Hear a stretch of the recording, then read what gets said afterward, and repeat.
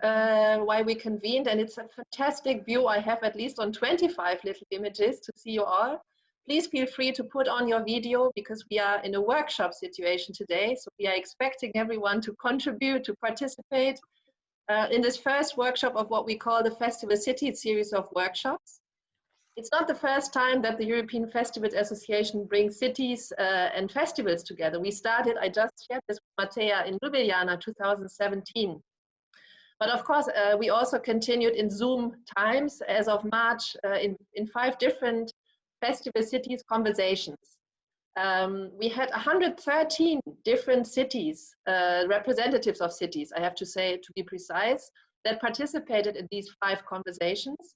And we had in total 239 participants on topics, coming together on topics that were of a common concern for cities and for festival makers. And I think somehow this group that is now today coming together seems to be excited or somehow invited or addressed with this topic of coming together of stakeholders on the local level to do something together for civil society. And that is, I think, why we would like to go on with our Zoom series with 2 goals, I think. One is to work together around certain topics and deepen certain topics as well in 2 workshops and a conference, the Berlin conference that is coming up, organized by A Soul for Europe. That is our close partner also in this meeting here today. And secondly, also to enlarge, of course, this group of festivals, festival leaders, festival makers, and cities around the table on this topic. And in a way, this is our task, and I would like to start giving us this task to speak about the topic that we would suggest as a first topic, which is the topic of Europe. It's weird maybe to say that Europe is a topic, but I think it's time for all of us to make Europe, if not it is already, a topic. It might not be sexy anymore as it was maybe 50 years ago when we had Europe as a topic of preventing war and conflict of different nations and states. It might not be individually exciting for us anymore somehow because it seems maybe remote from our daily life and from what we do as individuals, as cities, and as festivals. But I think all together that we share this room today, we feel somehow the need and an aim and a necessity to come together around the topic of Europe. And maybe to conclude this introduction, I would briefly say what Europe we are talking about without going into the philosophical dimension, but maybe just the practical dimension. What Europe we are talking about is not only the Europe of the European Union and the political and financial framework of the European Union and its programs, the European Capitals of Culture, one of them very successful, and other strands that the European Commission and Parliament are launching. I think we go broader than that. We speak about the Europe of the Council of Europe of 46 different countries, and we speak about Europe in particular that has a responsibility as an entity, a larger entity than the local entity towards the world, and the challenges that we are facing as world community. So I think this is in a way our positive invitation and attraction also to come together. We have problems that we can only tackle together, problems of this world that we are only be able to tackle together as a collective, and Europe for me is just one entity that offers itself as an instrument and as a tool, as a political and financial instrument, and as a tool to tackle some of these problems that we are facing in the world. So please consider this workshop on Europe not as an invitation just to see what the European Union can do for the cultural sector or what the European Union can do in financial terms to give a promotion to your festival, to your city. I think this workshop really is an invitation together with the Soul for Europe, and I'm happy Neil Hertling, the spokesperson of the Soul for Europe, is here with us, and Nicolas Bertrand and other friends of what we call the strategy group. It is an invitation for us to see Europe as a topic together. To conclude, we have 3 moments, if you like, and if you feel invited by this invitation to share. Today is one, and today we are going to speak in particular about the needs, the ideas and the challenges in a way that we would identify and that we are going to tackle together. Whereas the second workshop on the 16th of October would be on our proposals, concrete ideas that we will generate from the identified topics and needs and challenges that we are putting on the table today.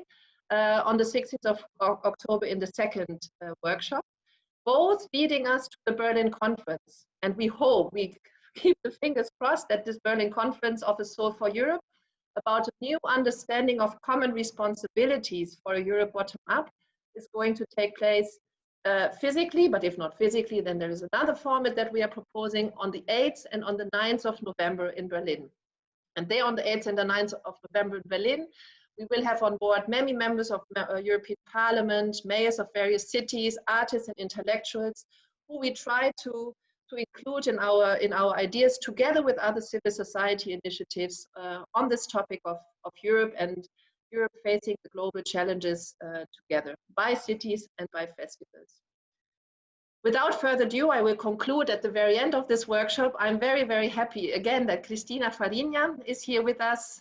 Cristina is a researcher, an academic, but also very much involved in the practical implementation of many, many different EU programs, amongst the others also the European Capital of Culture. She's part of the panel, so don't misuse her presence for your own promotion if you are a bidding city at the moment. I'm very happy that Cristina can guide us through this workshop, and Cristina, you will be able, I think, to give some more information of today's 1 hour we are now going to share together, and I'm looking forward to this discussion. Okay, thank you, Catherine. Good afternoon to all. I'm happy to meet you again, at least some of you, because we became kind of acquainted before the summer, from May to July, as Catherine said, in the series of festivals, cities, conversations that took place online.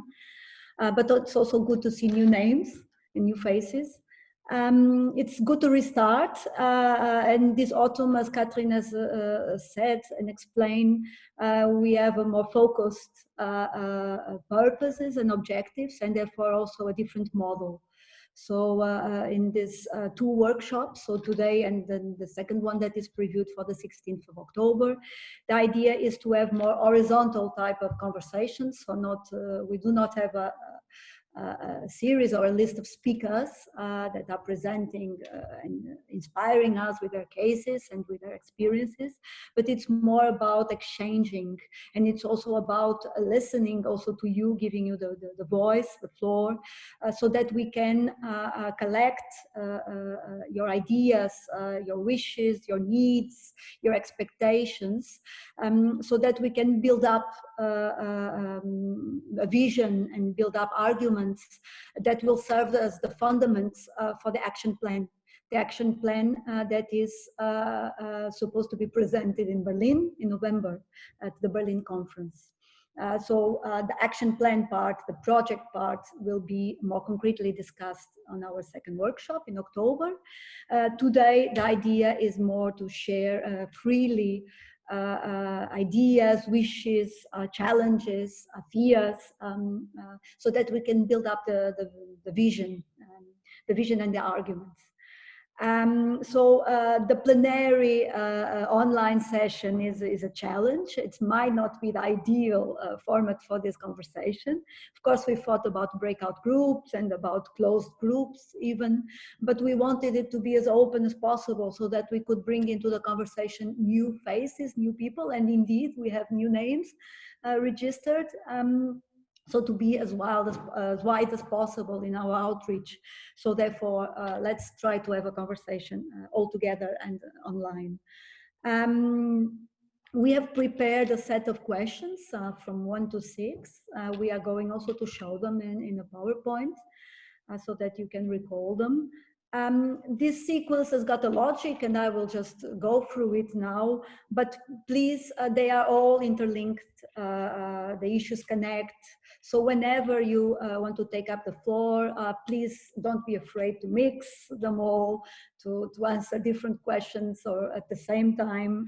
The idea is not to go through this set of questions, is actually to have a conversation and also to sense, to feel you and your feedback and your intentions and your fears and your wishes. So also during our discussion, we will going to try out a new feature, a kind of a poll. it is a poll, a series of questions that will pop up in Windows, and that will invade your screen and stand in the middle. Some questions that we have prepared that actually follow the questions that we are supposed to discuss. And they are easy to answer. I mean, not easy questions, but at least yes or no answers. And the best way to get rid of these pop-up windows is actually to make a choice for yes or no and to submit. And not almost right after you can get the results. We decided to try out this new tool, this new feature. It's an experiment. Let's see if it works and if it makes sense at the end. But it's also to try to feel the pulse in the room, and also to give the voice to those that might not want to intervene directly. And it's also a way to entertain and wake you up in case you feel a little bit more tired. So the set of questions, they go from firstly address you regarding your visions and your expectations in face of Europe, and Europe in the large sense of a community, a global community that Catherine has already very clearly put, and I totally identify with. Europe after and during this pandemic, what has changed in terms of our visions and our expectations, bearing in mind that we hope that the COVID will go away, or at least we can defend ourselves better, but surely changes will be here to stay, many of them, so we need to adapt and accept. Secondly, try to understand about festival cities, festivals, collaborations. Surely that these two have been partners always because of financial, administrative issues, but are they able to engage in artistic, cultural projects together? What are the challenges? Then citizens, the audiences, the festivals, also the audiences of the cities at the end. How much are we acquainted to involve them, to have them as part of our decisions in terms of our program, in terms of our city development. And then finally, two groups of questions that concern and approach us more, open the door to our next workshop actually, that is how cities have been addressing Europe, how important are these topics to cities and to festivals, how to approach, what type of topics, what other stakeholders actually can we bring into the conversation. So this is actually the menu for our conversation. Before I pass on the floor to you, because we will be more years, hopefully, than months, and it's not so much for us to have the talk today. I will just say a few words on Europe, or on the European dimension that we want to bring here to cities and to festivals. Actually, we already addressed this in one of our conversations in June with the Soul for Europe. So I might repeat some of what I said already, but I brought up by then, I remember I brought on the example of the European Capitals of Culture. Just take it as an example, as a model, that I think it's a best practice, but that indeed candidate cities, the cultural operators, the artists, the programmers, the curators have some difficulties in understanding, but also in implementing. And therefore, I think it is a good example to bring it, because usually cities, when they engage as by focusing on their own values, on presenting, on justifying and describing their distinctive features, their unique identities. And then engage on a kind of a one-way communication, then from us to Europe, from us to the world. This is us. Come and take a look at us, come and visit us. This is our city, this is our festival, this is how different we are. But there is a second part to this conversation, and actually this is the point here that brings us here today to discuss how can we explore this within our festivals and within our cities. Not necessarily that we are going to apply for being capitals of culture, but the second part of this conversation, if it is intended as a dialogue, is really a perspective from Europe, from others actually to the city, to the festivals, to us. So the city is also supposed, we are also supposed to learn, to interact, to exchange from peers, whether they are other cities, other cultural operators, other artists, other institutions, and learn from them, but also learn about ourselves through different classes, through different eyes. So this European dimension is actually not an alien that is landing in our gardens or in our cities from outer space, an external dimension that we need to engage with, but it's also already intrinsic to all of us, and it is already part of us. And it's actually about now discussing how to explore, how to highlight these features that we have in us that are actually common to many of us across Europe and also across the world. So in our practices, in our heritage, in our food, in our values, we have many things that are rooted in others, in other cultures, and we build up actually a very mixed culture, and therefore we have to also recognize these common features and explore them artistically and culturally for the best of our understanding and mutual living together. So the idea is to stop the monologues and actually be able to engage with each other. So I will give you the floor now. I've maybe already talked too much and time flies. Please feel free again to share the video so that we can see you, but if not, no problem. Use the chat also to ask for the floor, also to comment if you want. You can also raise your hand. There's a raise hand function, but not always everybody is able to use it. So you can use the chat just to write your name and so that we can pass you on the floor. And there will be also the polls coming out sooner or later. But we start with the first set of questions that actually concern the visions and the needs and opportunities that the present pandemic has actually brought up to Europe. And how do we feel towards it? And what has changed in our cities, in our festivals, in Europe. And maybe we start up by a more practical example or case. That is, if you can reflect or think about 3 things, and we mean 3 issues, 3 topics, 3 values, 3 feelings, or 2 or 4 that we associate to Europe in the present situation, and what other 3 things that we would associate or that we would like to have associated with Europe in the future, if it actually differs.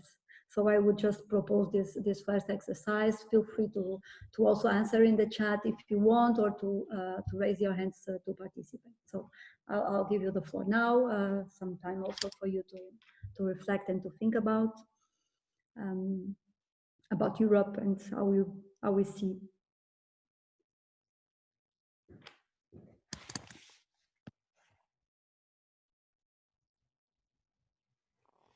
I see already some written responses.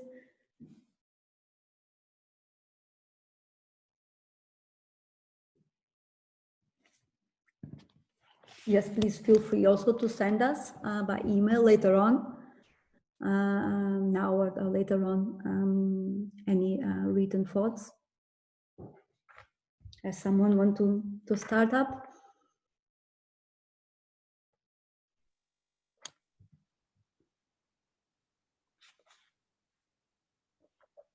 Maybe Gerd, you launch the first poll also to help out,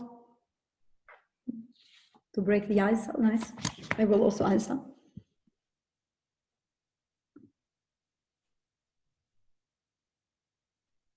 What you do with these polls is you simply tick yes, no under the first question. Is the European project still exciting and relevant for you? And the second question, would you say COVID-19 has reinforced or diminished the role of the European project? Reinforced, diminished. We leave this on for 20 seconds and then share the results with you. As Christina said, simple answers, not easy questions per se, but don't be shy.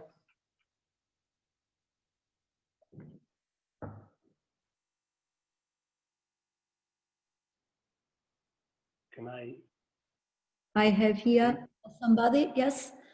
Julian Koyman. Could I give you the floor, please? Yeah, you asked about 3 words or topics we connect Europe in or after the pandemic. Yes. And I see what's happening very clearly, that there is a polarization in societies. I see upcoming of nationalism and xenophobia when we look into Moria and other places of crisis. This is very clearly a sign of 2020 and maybe also a bit earlier there. And those 3 very negative for the bigger us is very endangering this. And if we look for a new Europe, what we want to see in 2035 or soon, and that's then sort of the normal topics come back here, that instead of polarization, we can have a diversity, and instead of a nationalism, we can have inclusion, and instead of a xenophobia and Nazism, we can have a decolonizing attitude towards the role of Europe in its past and in its present. Mm-hmm. And this is sort of the new we should establish, or we can establish a we, which maybe by the crisis can be built, by the COVID crisis, because differences are being shown on a higher level, more clearly in-depth profiles. And maybe this new we could be reached through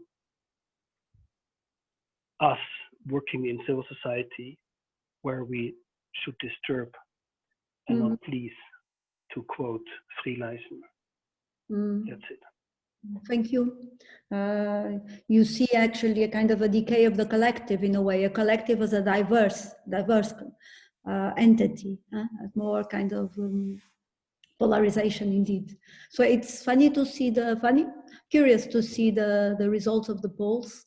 While the big majority said that the European project is still quite relevant, we then get a little bit more divided. Still majority find it that the role of Europe came out as reinforced, but some think that it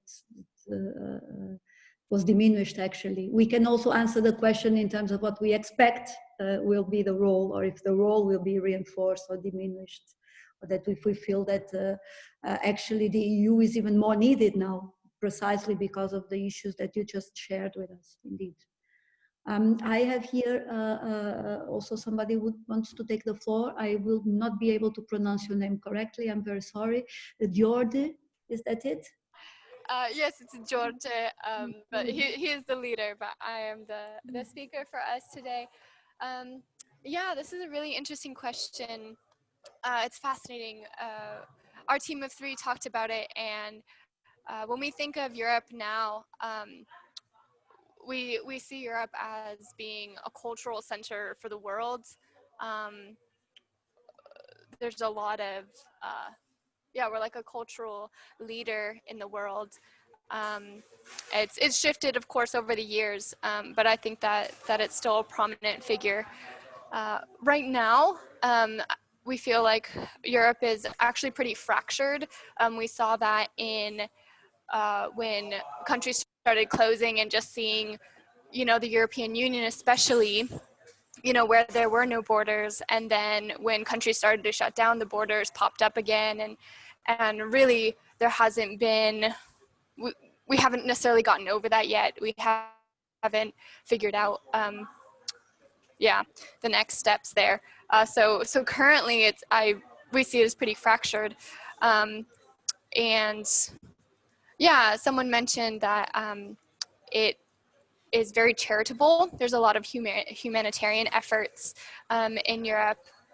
So that's what we associate with Europe. And then thinking forward in the future, what we would love to see is a healthy and happy next generation, seeing the children and youth of today being poured into, so that in the future the adults are happy and healthy.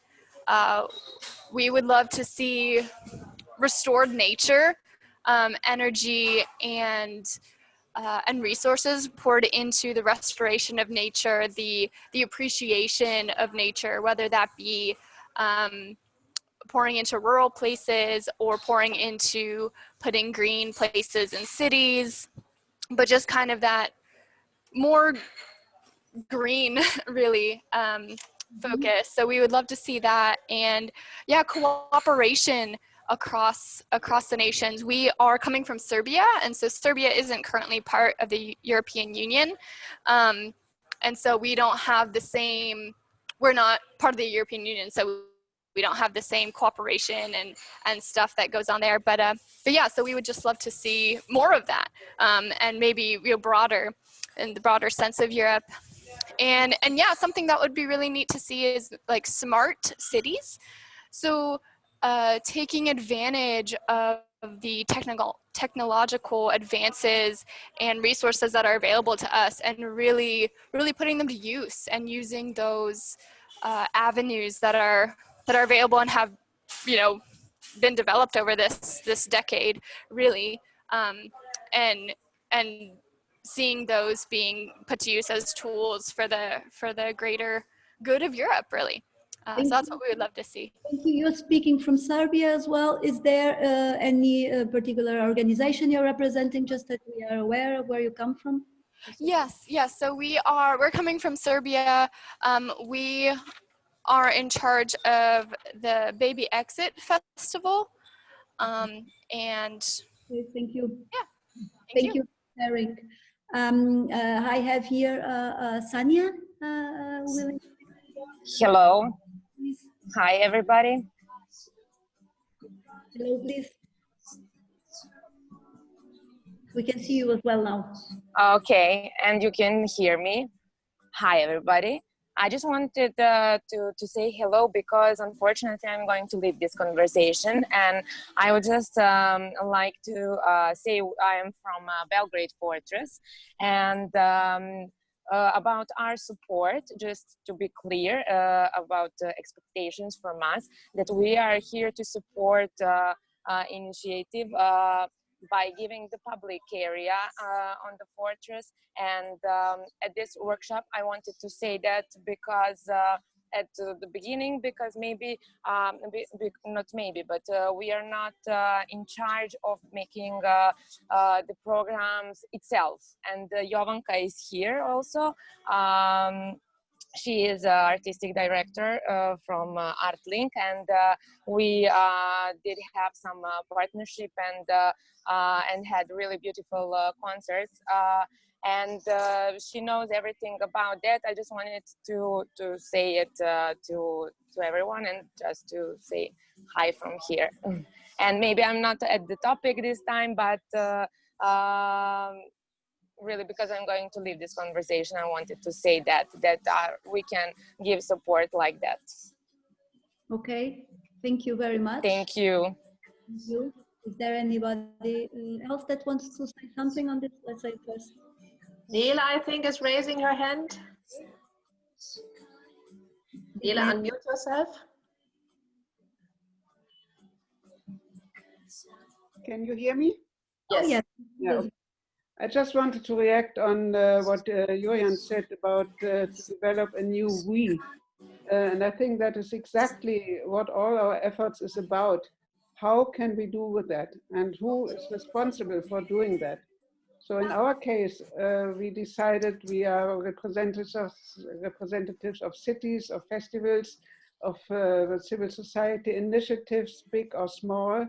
And all together, I think we have this responsibility, but we do not have real concrete answers. And I think what also these workshops are about, and what all our aim is about also for the coming conference in November, to find ways together between civil society and politics and economy and all the driving forces together, to find ways, how can we do that, to find a new we, with which we could maybe start a new consciousness about the needs for Europe and outside Europe.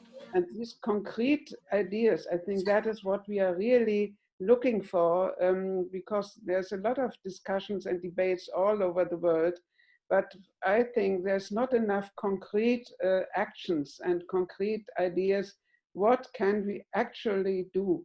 And I think for this workshop, and especially for the coming workshop in October, this is something we are really needing, concrete ideas, how even in Corona times to unite our efforts to come together with new ideas, because as you all know, there's not only Corona, we already know for a long time climate change, migration problems, and what did we do for that as festivals, as cities? And now we have a third big crisis, and maybe we wake up a bit more because it's more or less attacking all of us. So this is the question, what can we do to reach this idea of a new we, a common responsibility in concrete actions and ideas? That is the question. Thank you, Nelle. I have already Torsten also willing to share. I do also share, and from what I got from the chat, that somehow we got into a point that we realized that the issues are so global, and they were there already, indeed, migrations, climate change, but now also health, and then financial and economic issues, that there are no borders to them, but that you need to respond globally, and that we feel that maybe our representatives are not doing it the way we want, so we need to act. Yeah, and we need to find other ways also to intervene. I will give the floor now to Torsten, but maybe we also try to reflect also now, how can cities and festivals together act? And what are the challenges and what are the difficulties of engaging and of acting together? Torsten, please. Thank you. So first of all, I have to introduce myself because I'm pretty new to this group, and I thank you very much for organizing this workshop. And one of the benefits of Corona times is that I can take part in this kind of conversation via Zoom now. I'm a festival director of 48 Hours Neukölln. Is Berlin's biggest free art scene festival. We are representing 1,200 to 1,500 artists every year in about 400 events taking place in 48 hours. And since Neukölln, as a part of Berlin, is the most dense populated and most diverse district of Berlin, we are sort of in the heart of the European discussion every year, because we have artists from all over the globe living here in Neukölln and contributing their art to a topic each year. And this year's edition had to take part in a complete online setting, so we had to change everything in short notice. We decided in March and did a complete delocalized festival in a international sphere of the web, which was not very promising to us because it was so shorthand notice, and had a lot of challenges technically.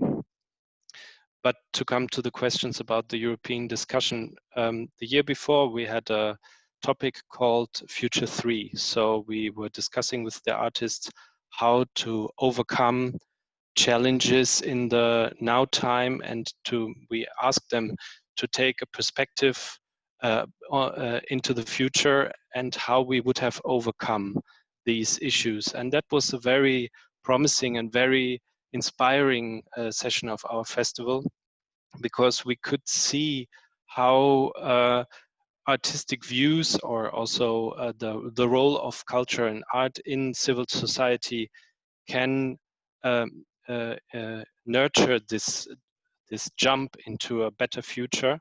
And this division that we are experiencing now, that it is our most important goal to get us think the global questions further on, and not to stop because we are in a panic mode. And so we decided for the next year's edition of our festival that we would have a completely corona-free setting of themes, and we because the theme will present itself anyway through the experiences of the artists of this period of time, but we want to challenge and tackle these future questions even stronger and more, and also discuss the responsibility of artists in civil society furthermore. So this is what I can bring to the table at the moment. Well, it's good to hear that festivals and artists take the responsibility. I would I'm going now to pass the floor to Sindre from Bergen Commune, but I would like also to move on in our conversation in terms of now asking you, how can you as festivals relate to cities and also relate to the citizens, so involve also others in this shared responsibility. Sindre, please, you can take the floor. You can unmute. Thank you. Can you hear me? Yeah, I'm on my phone, so it's a small instrument to move between the screens. Yeah, so I'm representing the city of Bergen, and we work closely with the art fields and the festivals in our city, and even though we ourselves we're not yet involved in so many European projects, I find this forum really interesting, and we are intended to follow up this project closely, also as a partner in the Festival Finder Alive project as well. But I just wanted to give a small input on the first question, and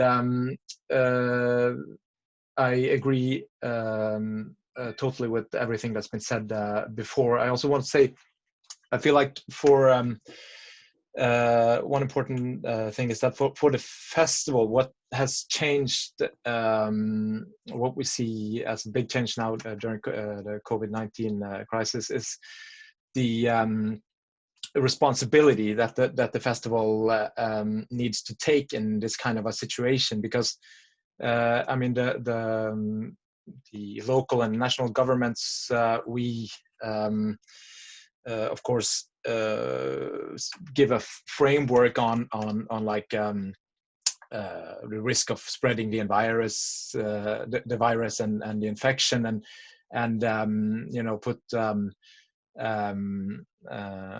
limits on audiences and travel and all sorts of things. But in many cases, it's been up to the different festivals to actually decide and take a responsibility if they want to go through with their festivals, even though if it's a limited number of audiences and in different formats, you know, including the digital and doing like analog and digital festivals.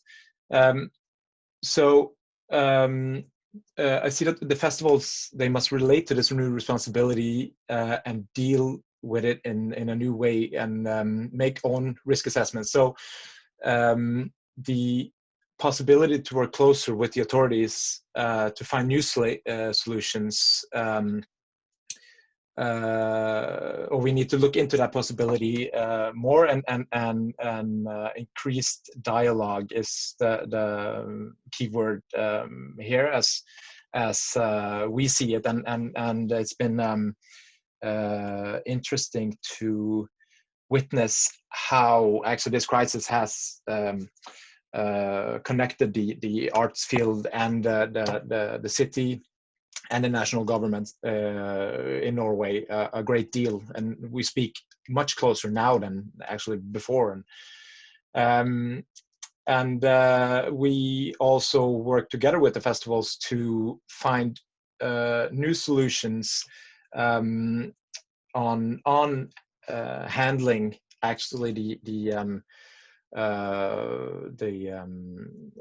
virus situation. Like, we're talking to festivals about speed testing at events, and how actually that kind of a project can help the cities also you know, track people that are infected, So it goes both ways. And this goes into kind of the cultural responsibility that we see, the increase of how arts and culture and the players in that field actually give back to the society in an even greater deal than just arts and entertainment and that sort of thing. It's the picture is kind of has broadened after the crisis on what the meaning of arts and culture is. Mm-hmm. Also your role, most probably the role of cities in allowing and facilitating this dialogue. Absolutely, yeah. Yeah. Ask you, but I'm also asking the whole room how to bring citizens also into these conversations. What have you been doing, and what are the challenges in terms of involving citizens in the decisions, in your decision-making procedures, or in the decisions regarding the program of festivals, for instance? Citizens have been actually addressed by you. If I could just, I can continue a little bit. Since Bergen is not a big city, we're the second largest city in Norway, and Norway is a small country. So we have already a close relationship to the broad field of the arts and culture, but this kind of crisis actually enforces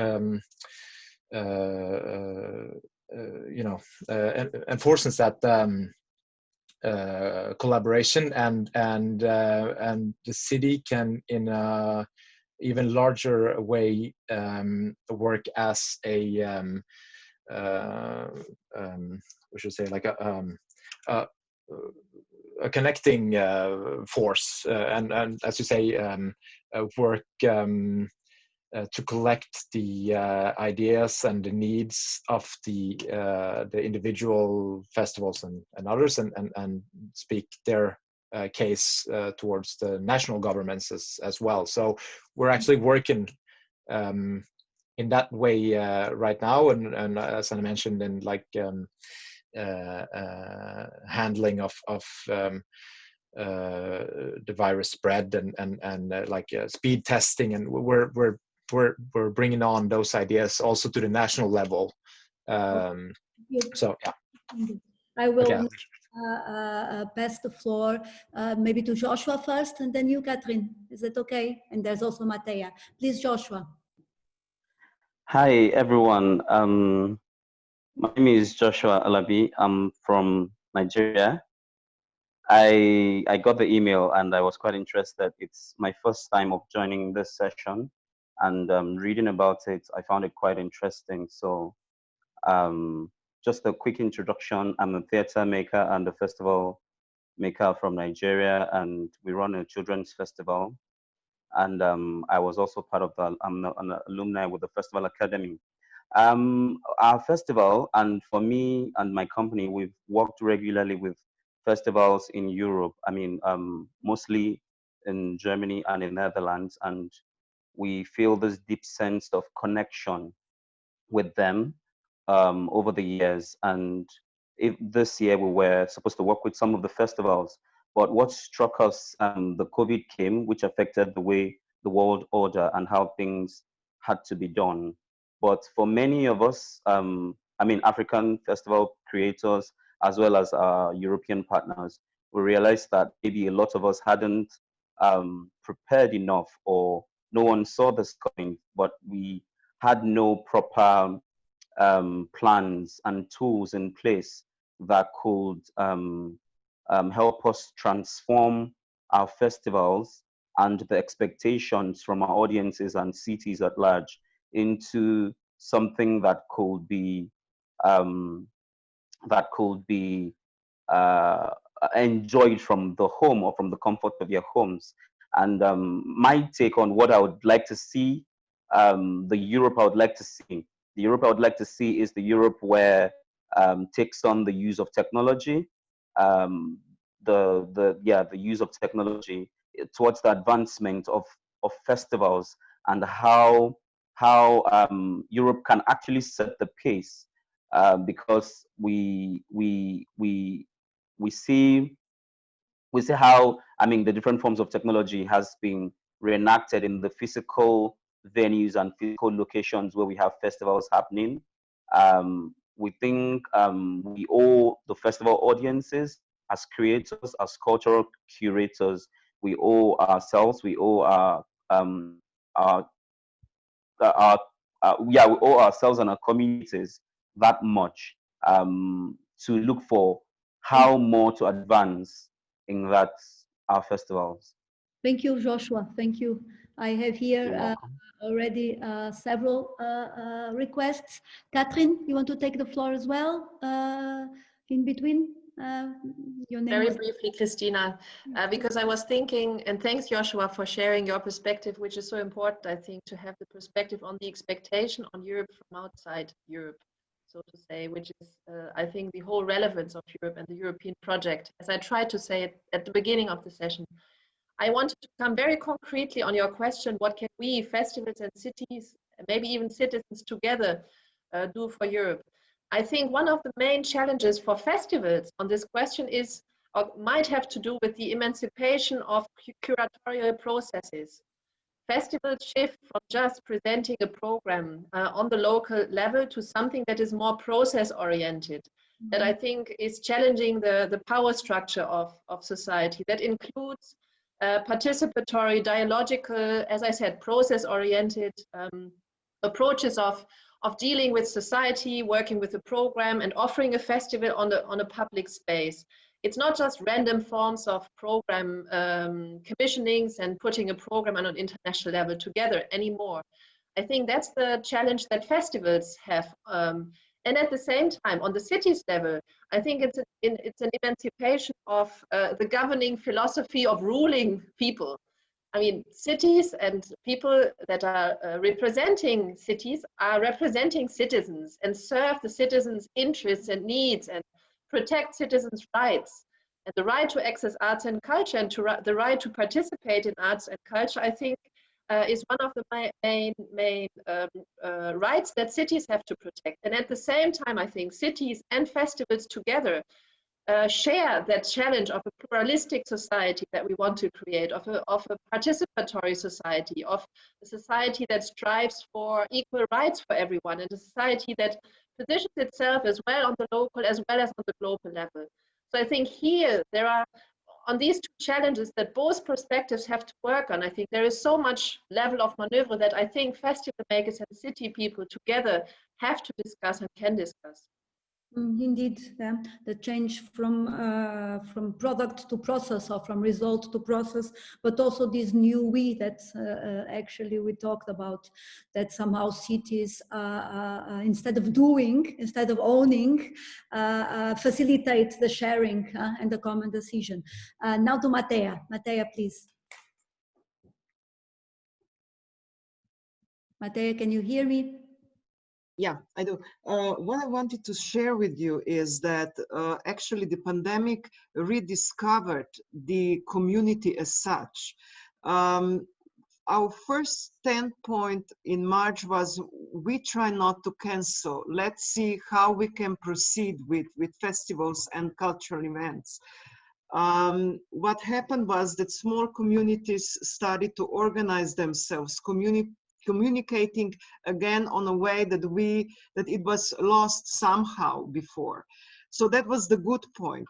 Of course, what was mentioned before, there is a fear how to organize without risking health. There are ways with resilience and stubbornness. I think you can go through that, and the 2020 will be a very flexible year concerning organizing everything. But on the other hand, I think we rediscover the power of the public space with festivals, with the events outdoors. And that was a strong message. In our city, it was used for arts and culture and critique. and the protests and everything kind of, I should say, kind of, you know, come together as one circle. And that was the privilege of that year. We simply learned not to give up. We have learned again, although we knew that before, that arts and culture are a vital part of our lives, although, you know, there would be people in my country, at least not in my city, but in my country, who would oppose me on that point. However, I think that 2020, it's just a, you know, a start for that, how we are going to survive, not only survive, but how we are going to manage 21 without cancellations. What struck us most was inability to move, inability to bring people here, inability to go outside. That goes for artists as well as other citizens. And if I go just shortly back to the first question, I mean, I cannot understand Europe as an island. And the biggest tragedy for myself and for the work we do is not being able to go international or to bring people to the city. That was a real, you know, pain. That actually crashed the normality. Not being able to be on the spot, on the stage. And I appreciate tools as Zoom and everything, but at this very moment, I think it is clear to us that we are actually fighting for the live art not to disappear.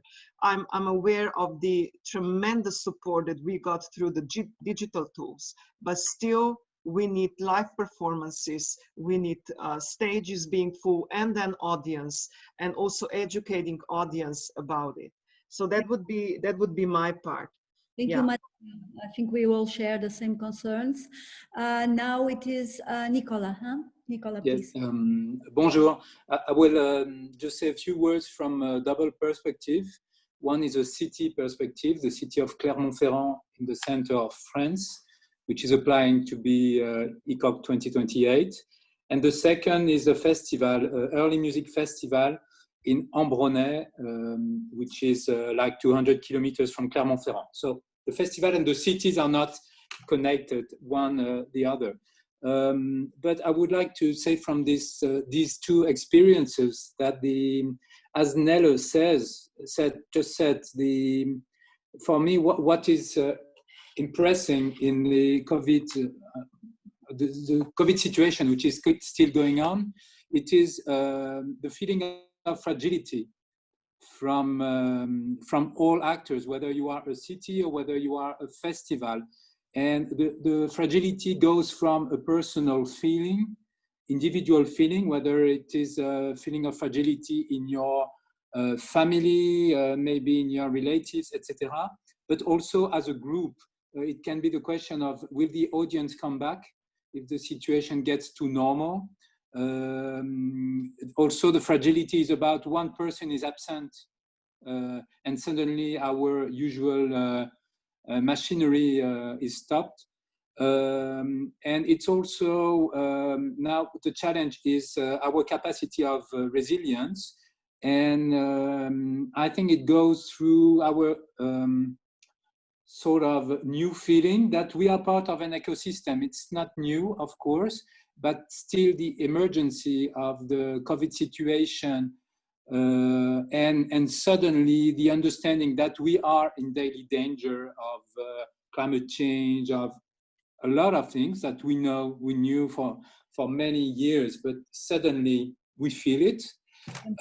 Being part of an ecosystem means that we need, for example, as a festival, to take care of the artists and to consider them, not only to program them, but also to take care of them, to know how they are, how to support them, even if they cannot come to our festival. And for cities, it's also the feeling that the way we've been working for so many years is not valid anymore, and that we need to engage with local actors, not just to consider them as people receiving subsidies, but engage with them and find some ways of engaging with the population. Mm-hmm. Thank you, Nicola. Voilà. Perfect. Thank you, Nicola. I'm happy that I have here many requests to take the floor, so I move on to Nelle. Nelle again, please. I would react to what Katrin said and also what Nicola just said. I think it's very important for festivals, but also for cities to really understand and reflect on why do we do all that? Why, I mean, in many cities, there's this idea of having a festival or many more festivals than just one, and they do it on long term already, and they want to please their population and tourists and so on. But under these new conditions, I think it's even more important with all our limited possibilities to actually know between a festival maker and a city, why do we do that? And if we do not really come to new answers, then it will be difficult to have an influence on development.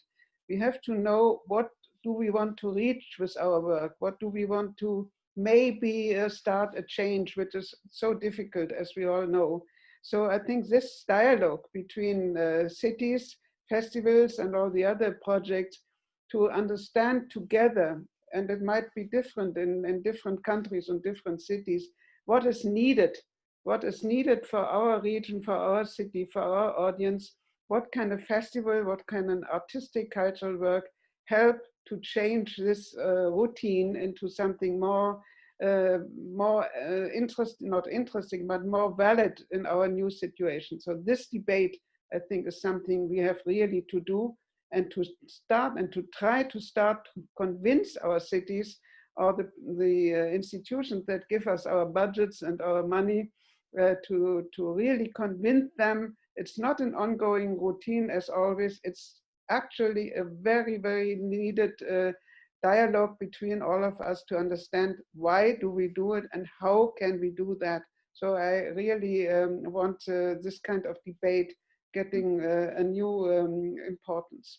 Yeah, indeed, and on top, in the scenario of a more intensified economic and financial crisis that we might expect, unfortunately, we need to concentrate our efforts and our resources in what is important and understand what is important now, indeed. Petra, the floor is yours now. I hope you are there. Yeah, I'm here. Thank you. I'm from Greece and I have run 2 international film festivals in Cyprus for 15 years and in Greece, the British International Film Festival for 11 years.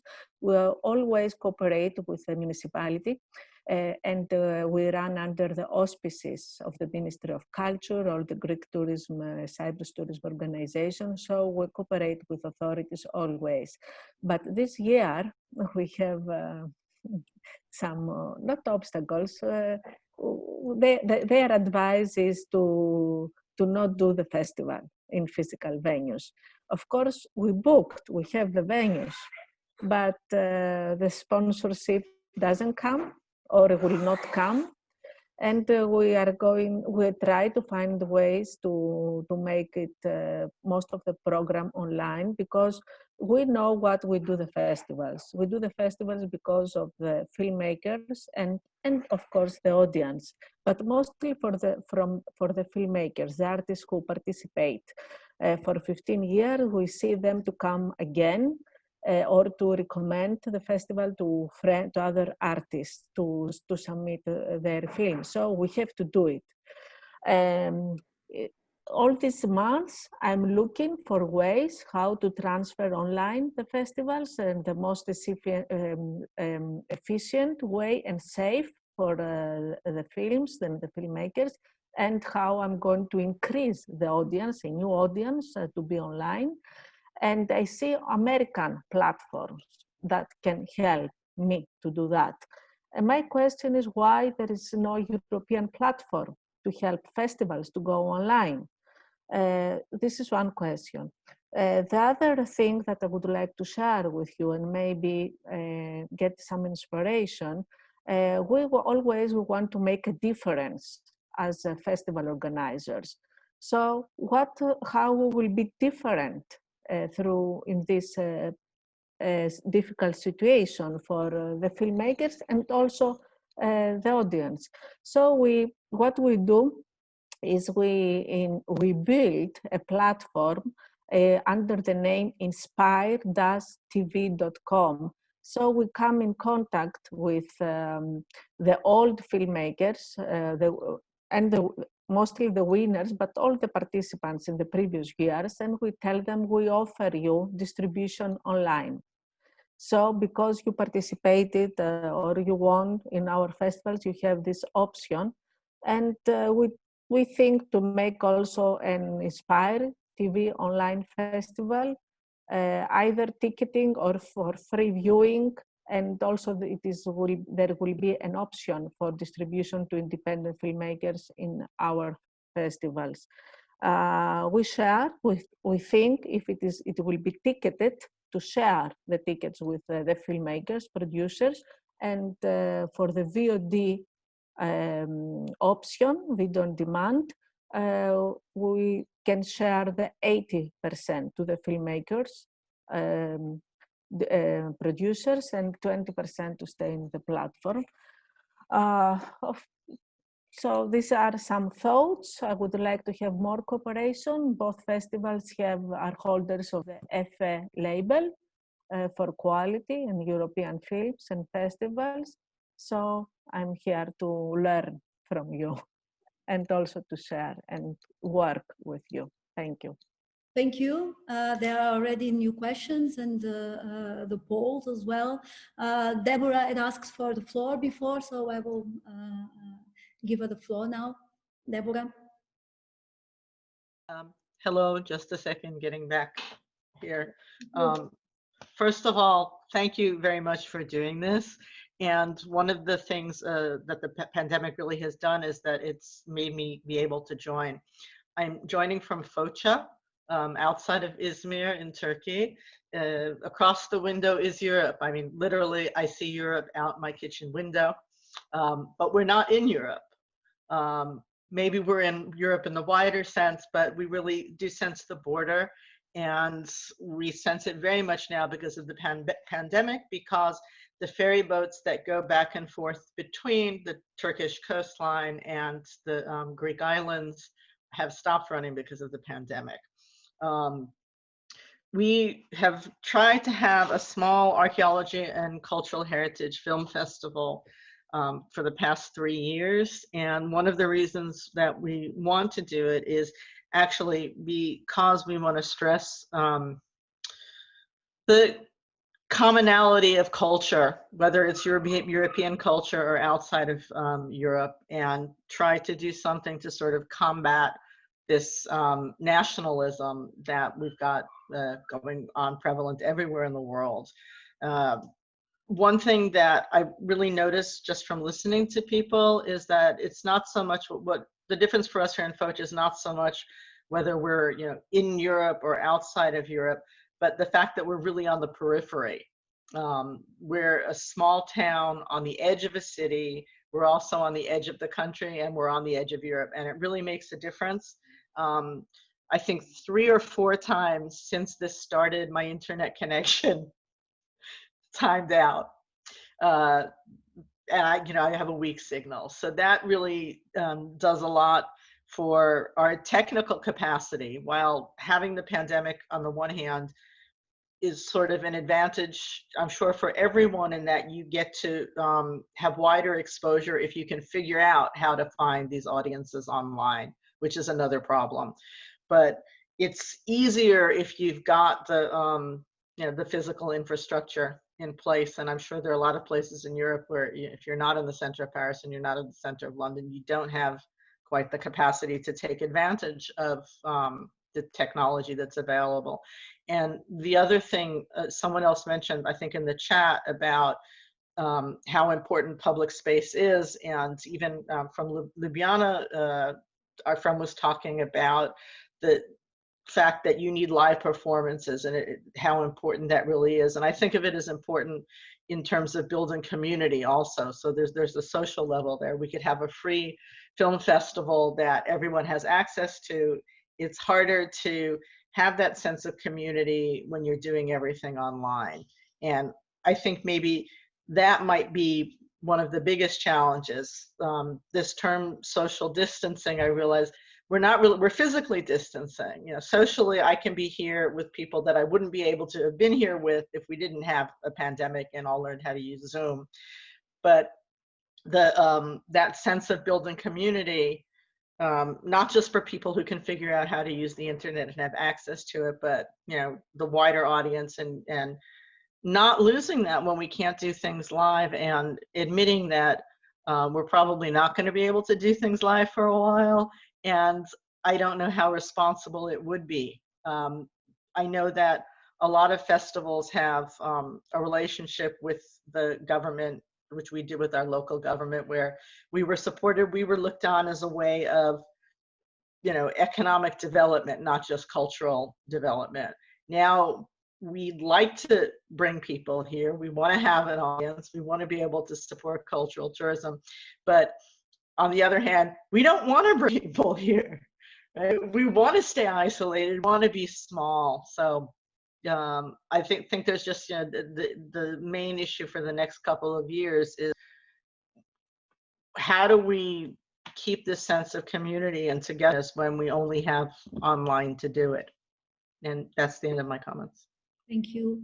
I mean, we are somehow reaching also the end of our conversation today. We have around 10 minutes more. And actually, we would like to start to open up the door for the next workshop. And then our next discussion that will be more concretely exactly how and what ideas are out there of joining cities and festivals together in order to debate and to work on Europe. So if you have still ideas to share on how we can actually do it, and who else besides cities and festivals, who else can join our struggle, what other stakeholders, what topics, and what are the challenges in this, we still can discuss a little bit today. Yeah, exactly, Christina. We see the last poll. I can't submit it. I don't know why. Maybe you can all submit it. But the last question indeed is indicating, are you going to discuss or willing to participate in the second workshop as well? Because one, I think, of the most important things now in this format is to collect not only different items and issues as we tried today in proposals, but to go concretely, as Nele and Jurian said as well, into concrete actions and agenda points that we would want to share with each other in the next workshop. In order for us as festivals and cities together, bring those very concrete 5 points of proposals to the action agenda that the Berlin Conference towards the European Parliament, the European Commission, and mayors of Europe's cities would like to present. So I think that is the process that we would like to embark upon with you. Can you submit the polls, or is it just me who is blocked? Okay, that's perfect. Then I just close it. Also, I mean, it may be easier also to send us by written form, by email, some ideas that you might have beforehand, so before our next workshop in October, so that then we can put you in the list or explore together how we can present it and discuss it next time. So also feel free, please, to send ideas or proposals by email. Oh, thanks, Sheila. Jurian, I think you raise your hands, and then we give the floor to Simon also, just to wrap up this session. Okay. Can I have just 2 points? One is due to the crisis, it's clear that the normal international festivals cannot take place in that form. It opens the opportunity to look more carefully into your local diversities. And this can be as international as the normal international festivals have been. And this actually could be encouraged, actually, to look locally inclusive international. 1 point. Second point, in a way, as in opposition to the very positive words we always hear about the European capital of culture, what if we would try to figure out what are regions of crisis in Europe? And we come up with a plan where culture could develop and give an example of cohesion by action done by a group of people like us. That there's not a highlight of a cultural capital with all the celebrations, but actually underprivileged parts. Maybe we can define 2 or 3 parts. Best would be on border areas between 2 or 3 countries where it's hard to, because normally the nation state gets stronger now. What if on certain border areas we develop a program where the diversity living there goes away from looking into the capitals of the respective countries, but actually into the region and its challenges. Thank you. It's already some idea for our next debate, indeed. Was there somebody else wanted to take the floor? Catherine, did I forget anybody here? All good. Sorry? I think all good. The rest were comments on the chat with more contributions. We will copy out of the chat as well and use for the follow-up, of course, as well. It's not going to be lost, the chat conversation. Okay, indeed. It's good. You can also see the results of the polls in the chat. You can download them. Anybody else that wants to share something or provoke or propose?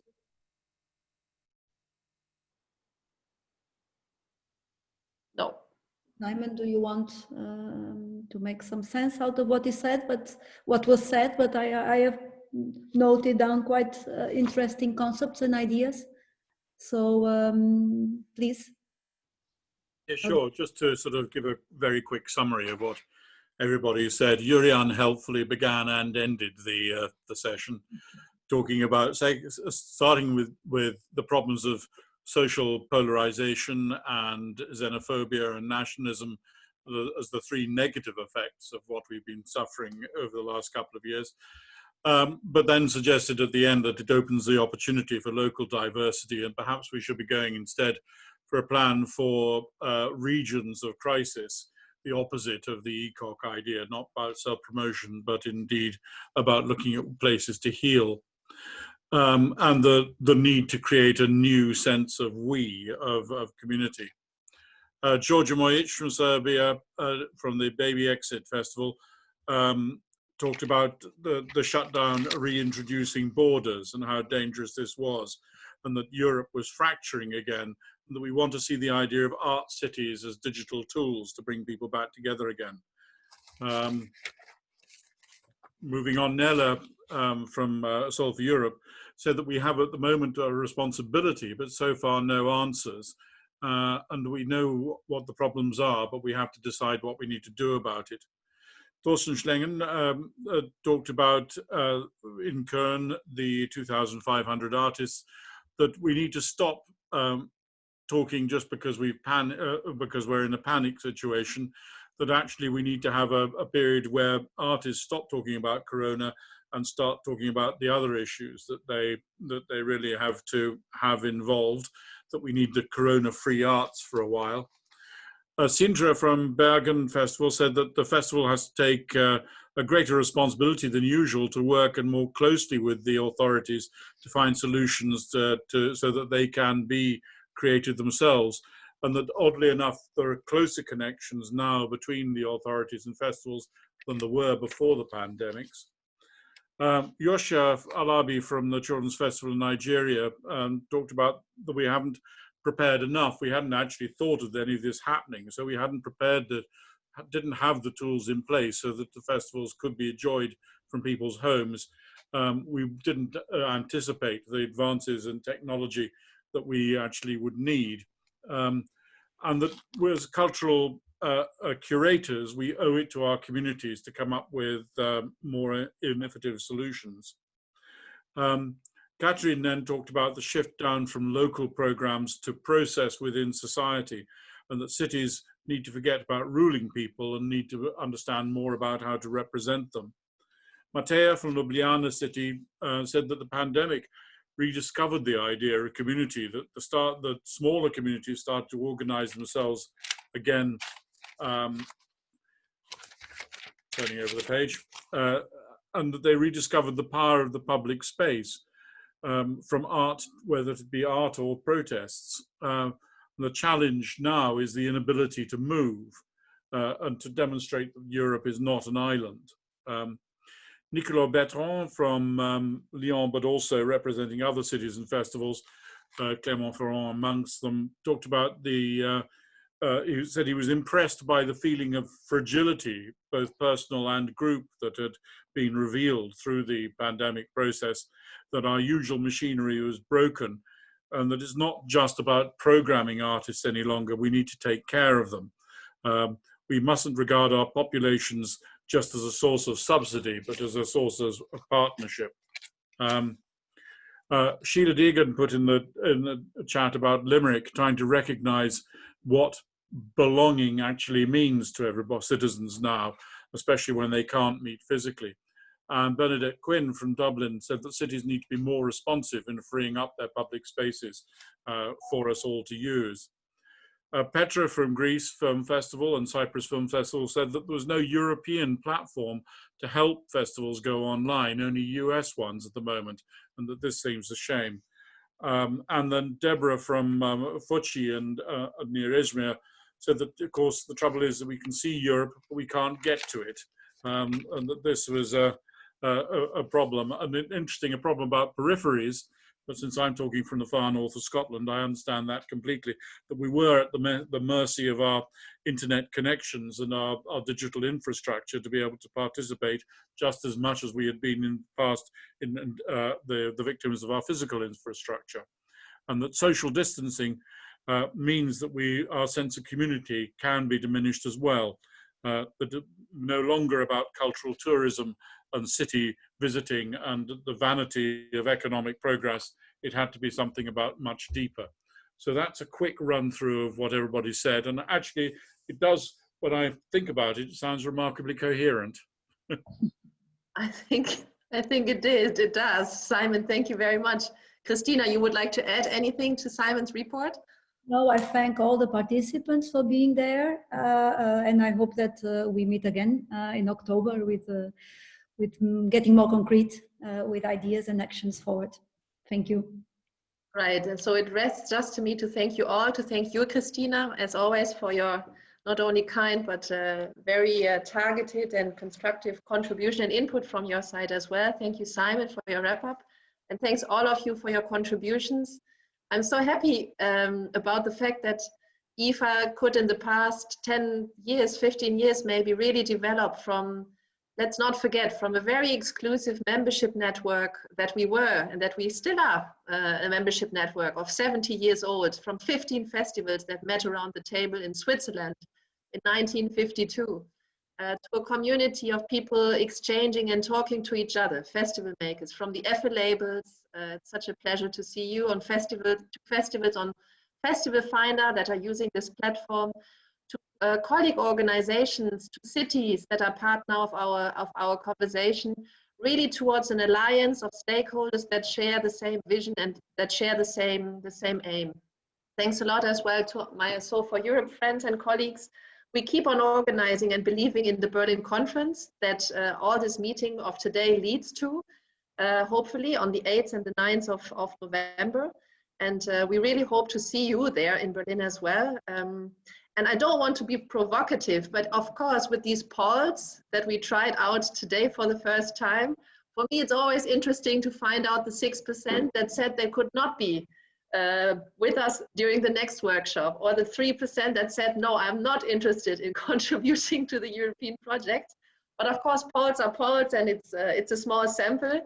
Nevertheless, we are not here just to agree with each other. We are not here to disturb neither, I'd say, Jurian, but we are definitely also not here to please, but to have a conversation and allow all sorts of voices and points of views to take a stance in this conversation. So thanks a lot. We are going to follow up with an email to you, and we are going to ask you also in this email to send us any kind of written contributions on a very specific question after this workshop to you. So it will not get lost. It will feed into the action agenda of the Berlin conference and into our work that we do with this Festival Cities Conversations. I wish you all a wonderful weekend. Stay all well and happy. We all are together. Bye. Bye-bye.